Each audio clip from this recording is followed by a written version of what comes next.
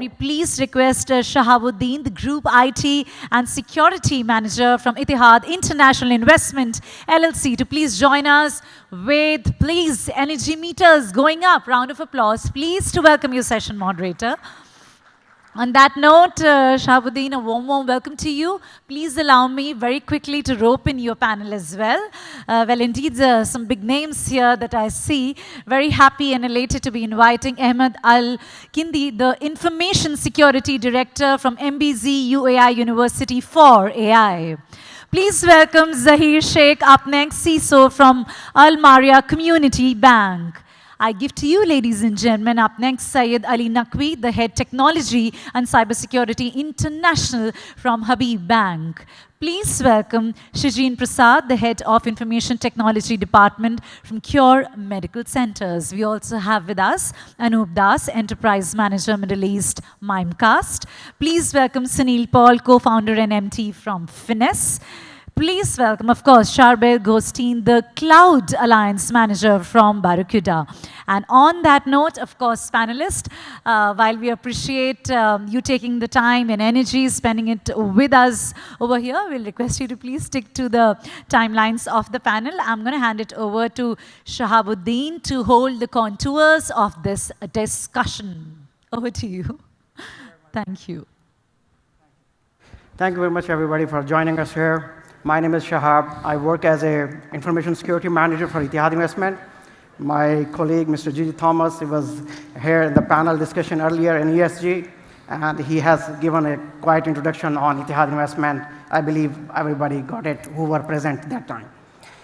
So without any further ado, since we are short of the time, I would say that we know today that one thing is given, the remote workspace, working from home, hybrid work area, it's already there. We cannot negate it. It's not going away.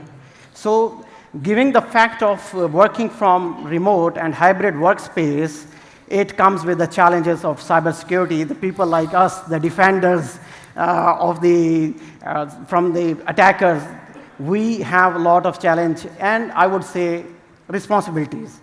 So to cover that part, because this all comes not like a overnight. There was a timeline which was followed by our users. Today, our users are using too many applications. There are disparate locations. They are connecting to the workspace. There are disparate applications. There are disparate network systems. They are connected all around the globe, which is definitely tells us very clearly one thing very obvious, that we are dealing with the beast. Sorry to say that word, but what I mean is that we are dealing in a challenging environment at workplace. How do we protect it? So given the fact of phishing is everywhere, it is still the first 9 out of 10 attacks starts with the phishing campaigns. And ransomware is there. That's even grooming every day by attackers. So we have challenge of ATO, account takeover. It's happening. Where is our identity at risk? So all these things are there at workplace, and we are, as a defender, I would say, how we can take it further, how we can control it. So let me ask my fellow members and colleagues here, they can start the introduction, and we would keep it simple, introduction followed by a question to just save some time. So Mr. Al-Kindi, so please introduce yourself and we can take it further. Yeah, sure. My name is Ahmed Al-Kindi. I'm Information Security Manager at Mohammed bin Zayed University for AI. I have a total around 23 years in IT and security. Yeah. So thank you very much for the introduction.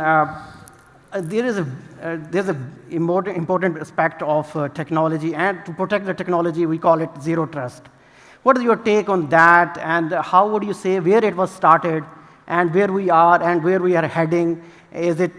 Are we there yet? Sure. So zero trust, as my previous the guy from Trend Micro said, it's a journey. So it's a concept, basically. It's not about technology. only. So what you need is never trust, always verify. You need to assume breach and also least privilege. The reason that we are going for zero trust, because the previous security concepts are mainly the perimeter security. However, what changed in the landscape that with the hybrid cloud and multi-cloud, etc., and working from everywhere, the landscape changed. So the perimeter security is like the perimeter itself being everywhere. So that's why we need to go to this technology. So you need to ensure what I mentioned before. Then there is some technologies might help you. I mean, the vendors, Threat Micro and others, they provide certain solutions, but you need to ensure what I previously saying. So you need to ensure the authorization and authentication for all data points. That include IoT, users, that include all of the data points. So it's a journey still for us. I mean, going through that, implementing some technology that help us, but as I said, the technology is not the answer. Thank you very much. So technically speaking, it is our responsibility. That's what I can hear out. That yes, technology helps you out to drive it faster, probably to achieve it, but it is our responsibility to trust nobody and start there. Thank you very much, Mr. Alkindi. Very good point. So going forward, Mr. Zahid Sheikh, please give us a quick introduction. Since you are from the banking industry and the modern bank, please. Good evening, everyone. Hope I'm audible to you. Like to introduce myself, I am the Chief Information Security Officer and the founder member of the Al Maria Community Bank. We are the UAE's first digital bank. When I say digital bank, we are completely hosted in a cloud and we were born in a cloud, so that's why. How it differs from the other conventional bank, because like our onboarding timing is 4 to 5 minutes and compared to the other banking. So that's one thing, like where we have our system integrated with each other, and which we call as a STP, straight through process, from starting from the onboarding till compliance till the backend. So that's how it is. Also, like we have integrated with our multiple federal authorities, and where we are leveraging the connectivity in terms of the, like I'm not saying we are just open banking, but leveraging the connectivity of the blockchain, the connectivity of the data sharing and all. So like so far we are within the boundary of the UAE as per the law 45 of Data Privacy Act. So that's how we are ensuring from the governance per se. So that's a quick introduction for me. Great. I take one word from his statement, because he is saying that they are the bank, which means it's not only their staff, they have to make them aware, probably their customer as well. So what is your take on the awareness of your staff and your shared responsibility when it comes to your B2C, right? So right. How do you make them more aware, your staff, and do you see, is it the still challenge? And how do you take it? How do you manage it? Yeah, very well. I can say it's a question which gets into everyone's mind when it comes to the complete digital bank. When you say digital, what is digital here? Only having a channel in a cloud or channel automated doesn't make you the digital. You need to have the end-to-end journey digital. So that's how it is. But when the for us, like the awareness comes from the inside out program. We conduct the inside out program. What we have in a security, what we have in a IT, we also touch bases to the from the board level till the executor level or the customer engagement center. They are aware what we are doing. Our CEO, he conducts the town hall. He ensures everyone is aware where we are heading to, what we are doing, and in terms of the business. Then we conduct the regular information security, data privacy, and compliance training internally, and we may ensure like the entire staff is connected to each other. We do multiple programs. We call it as an inside-out program for us. Apart from this, we also make sure like we communicate it to on the regular basis to our customers, the end customers who are the customer for the bank in terms of the retail banking or the corporate banking. We just recently launched with the corporate banking, so we ensure like they have been communicated, and social media is a good platform nowadays. So we are very, very active on our social media. If you go onto the AmBank social media site, so you'll see like we post what we are doing and what we are heading to. We also give these short videos where it assists anyone, the end customers, be it a retail or the corporate, to onboard themselves, and if there is any issue with the onboarding journey, the customer engagement center is always there to help them. I had just one question, but I think let's continue and we'll come back again. Sure. Thank you very much, Mr. Zaid. Going to the next member, Mr. Anu. Please, over to you. Can you please give us a quick intro? Mimecast is there, everybody knows, many users are there. Please give us a quick introduction, and then we'll follow by some question answer. I hope we will not repeat the conversation. Thank you, Shahab. My name is Anup. I'm managing the enterprise business in Mimecast for Middle East. A quick intro, we stop bad things happening to good people like you. That's my job. And I ask a lot of questions to large enterprises and try to understand their problem and provide solutions in cybersecurity. That's in short. Thank you. Thank you very much for being very, very, very brief. Okay, so when it comes to the practices and building the excellency on cybersecurity posture, keeping in mind multi-cloud, and yes, the current era of working from home, hybrid workspace, what is your take? How we can make it more, obvious for everybody that we are there, but now we are secure, or we are much better as we are today or in future. What is your take on that? Yeah, in my 18 years of experience, I've seen a lot of organizations relying on a single cloud. And then there is a tendency to sleepwalk into the native security of the single cloud architecture.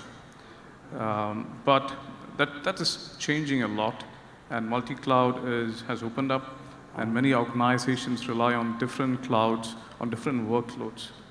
Now, when it comes to cybersecurity, what is security, if I may ask? Every time I say this, it's 3 letters, CIA, not the Central Intelligence Agency, rather, it's the confidentiality, integrity, and availability of the data. If one is breached, this is where security goes for a toss. So securing a multi-cloud definitely need, I would say, a proactive approach. When I say proactive approach, as a CISO, I'm sure my fellow panelists agree that they have a lot of other technologies which they have implemented, not just one cloud. Now, there is a need to share threats between these technologies, number one. So which means if an EDR is able to detect something at the endpoint level, it should be able to share it to the email security.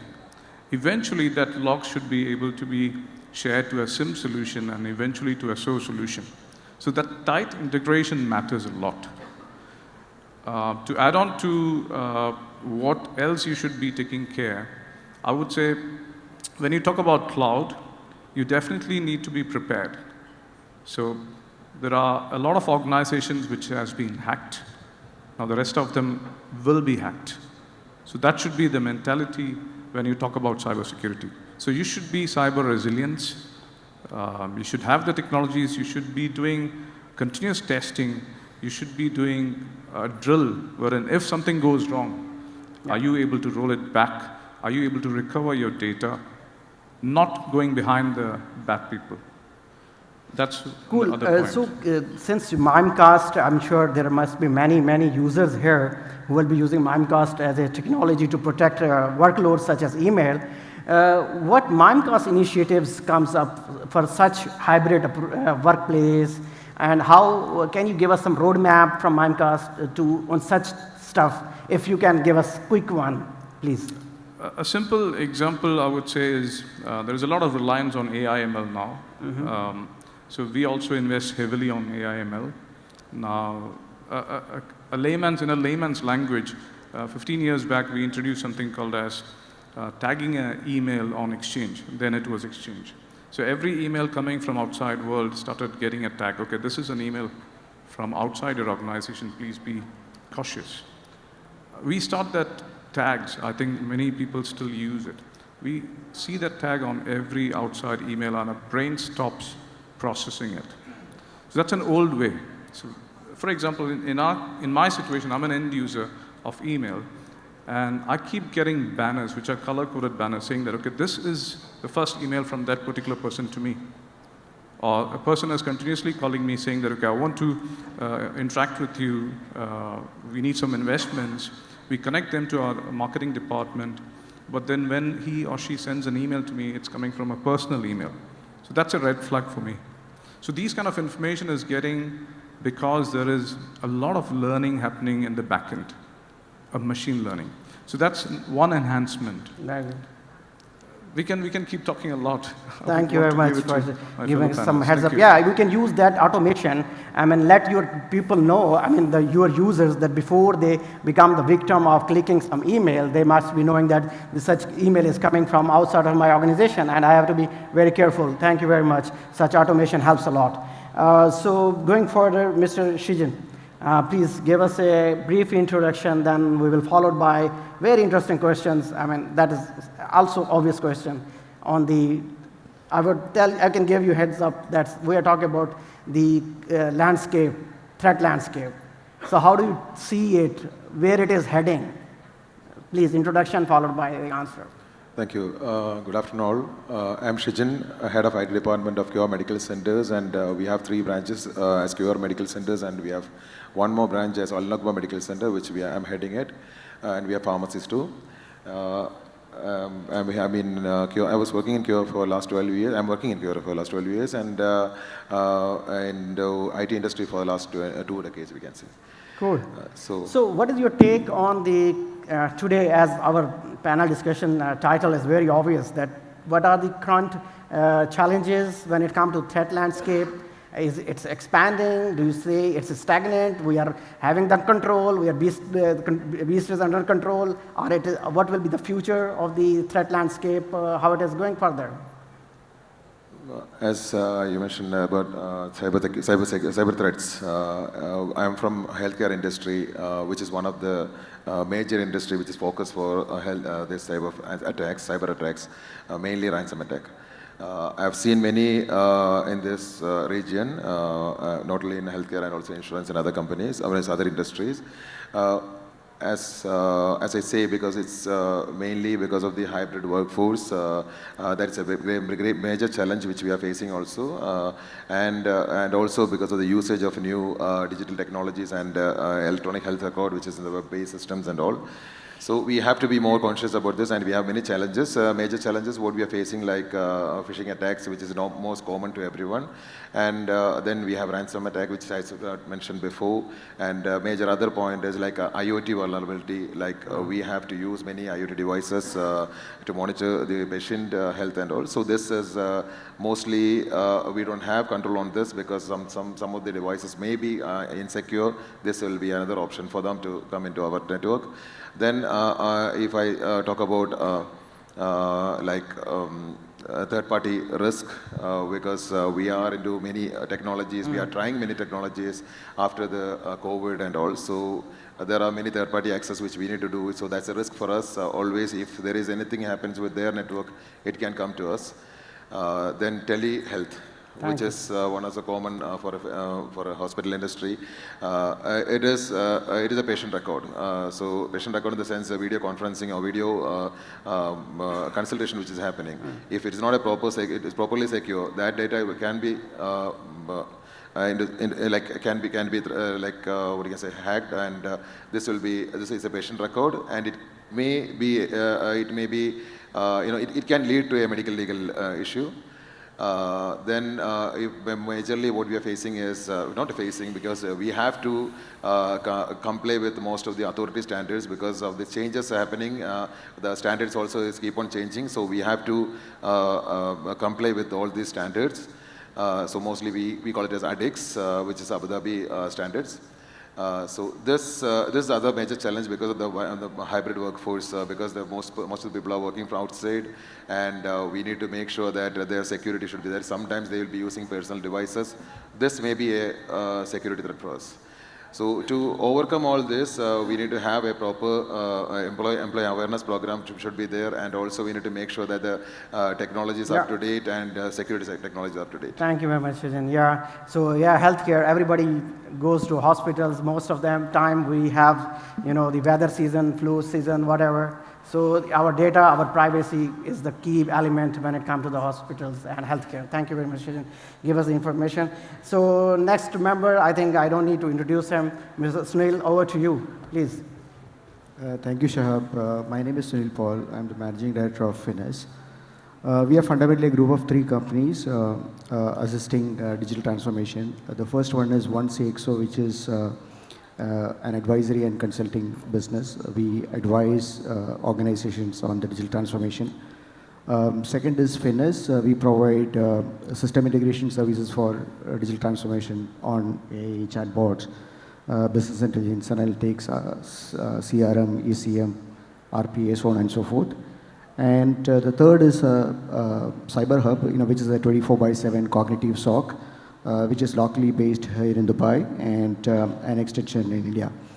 And that's the business what we are in.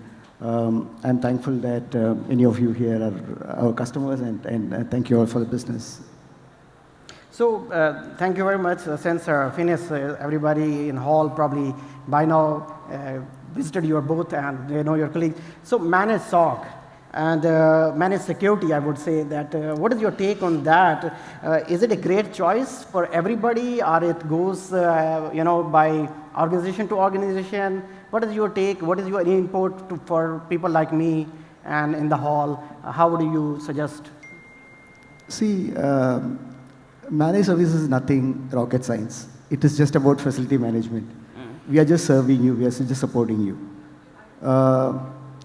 Typically, everybody can do everything.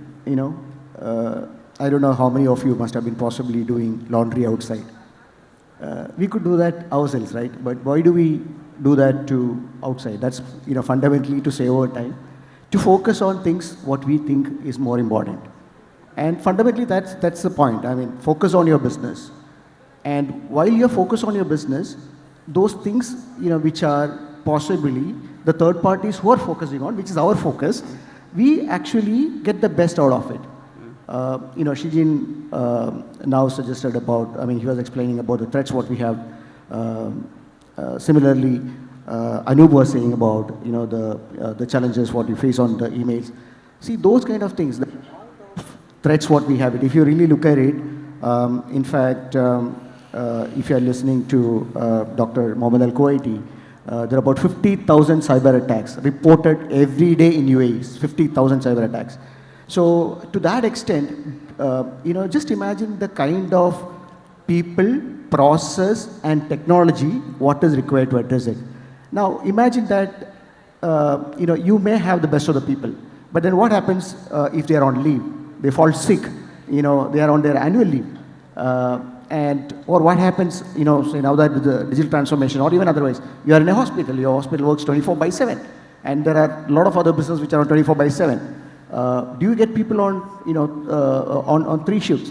Now let's look at the technologies which are evolving, the threats which are evolving. So every day you hear new acronyms like, the EDR, the NDR, the XDR, the SOAR, the SIEM. Can you acquire all these technologies by yourself? It's absolutely not possible. So what we ultimately provide is that we provide the best of the technology, the best of the people, and refined process with our experience, the best practices you can say, to provide you on a shared services model. That will let you to focus on your core business. So if you want to focus on your core business, if you want, that's core for you, that's important for you, let's do the dirty job. Thank you very much, but I will debate on one point. Thank you very much for raising this point. I would debate that people like, some of people like in the hall or me, we will debate on the point that what you are actually trying to help us, is it like a skill set? I mean, we have two things, right? One is the skill set available in my team, right? One is that part, the other part is the headcount.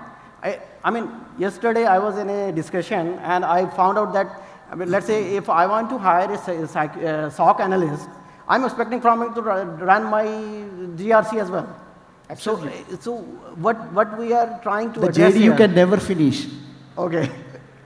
Thank you very much. So we're moving further. We have, as clock tells me, 6 minutes. Okay. So we will move on to the Sharbal. Please introduce yourself. Thank you, Shahab. My name is Sharb El-Ghostin. I'm Regional Cloud Alliance Manager for Barracuda in META region. For those who don't know Barracuda is one of the oldest cybersecurity vendors worldwide. We're headquarters in United States. And I'm happy today to be with you and the esteemed panelists. Thank you. So the one obvious question, I believe, is like I mentioned in the beginning, email phishing.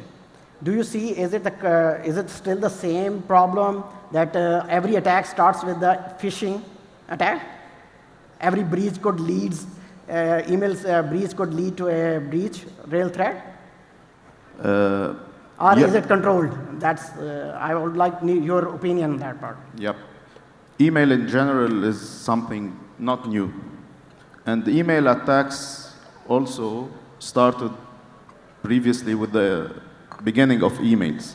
So yes, we can still consider emails attacks one of the most important threats in the IT currently.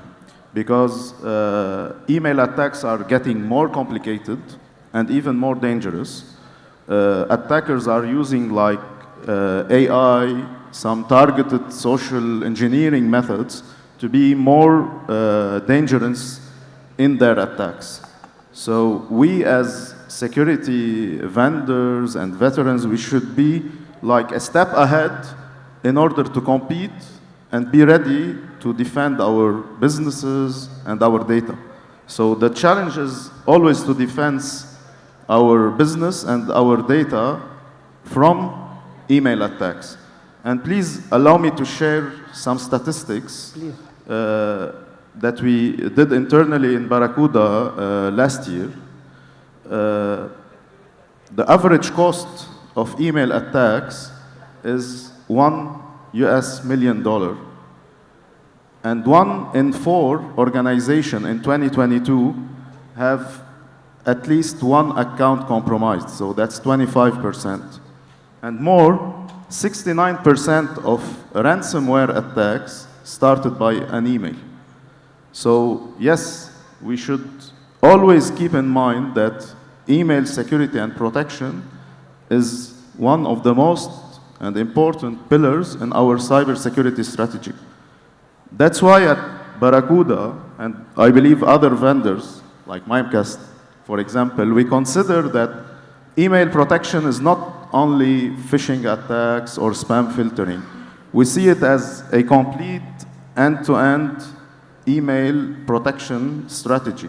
So we start by defending, filtering, then in case of any incident, we should know how to respond. And the most important part is how to keep our data protected.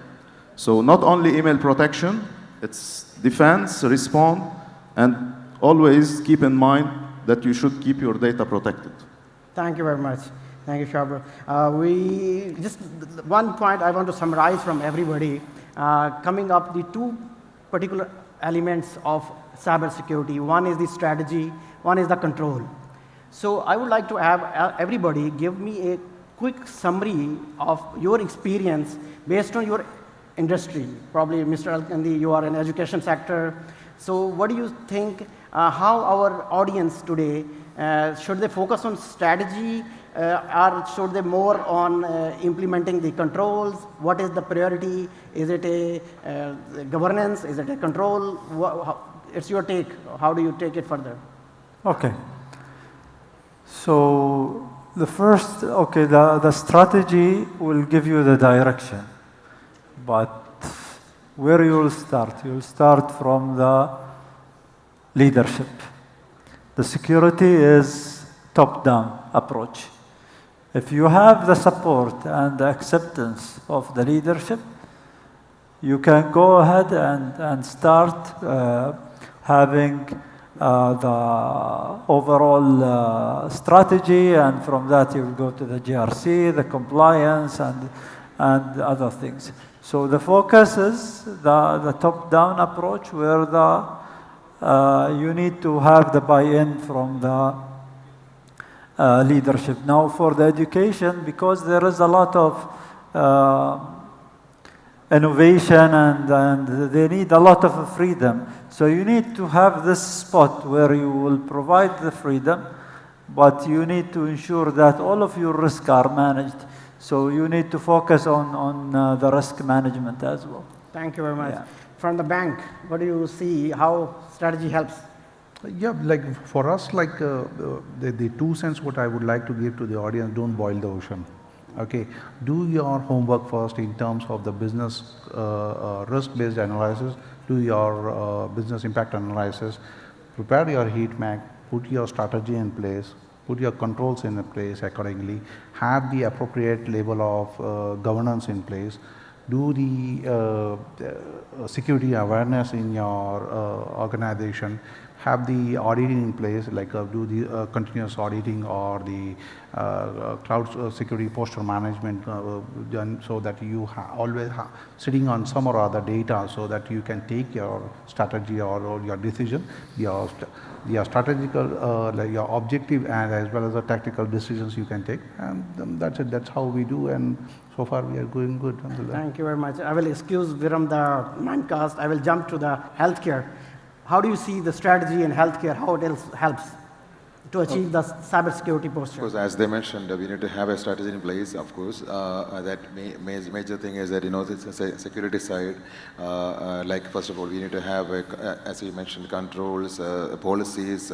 We need to make sure that the policies are followed properly, and we need to have proper awareness to be delivered. Because there we call it as insider threat is one of the point. Because if it's not properly like they are not aware, then the threat will be another issue, because they may be exposing the data of the patients, and that will be a big problem for not only as a medical legal issue, and also it will affect our company itself. Thank you very much. Thank you very much. I think time's up. I would say that we have many takeaways from this session. The only one point which I can summarize from all the discussion is one key element. We have to build the cybersecurity is a life cycle. So it's not like a one-time exercise. You keep around, keep going. Okay, do 1, 2, 3, 4. Come back, check again. Do 1, 2, 3, 4. Come back, check. So it's a lifetime. We have life cycle. We have to develop. We have to build. We keep going. Thank you very much, everybody. Thank you, gentlemen. All the best. Thank you very much.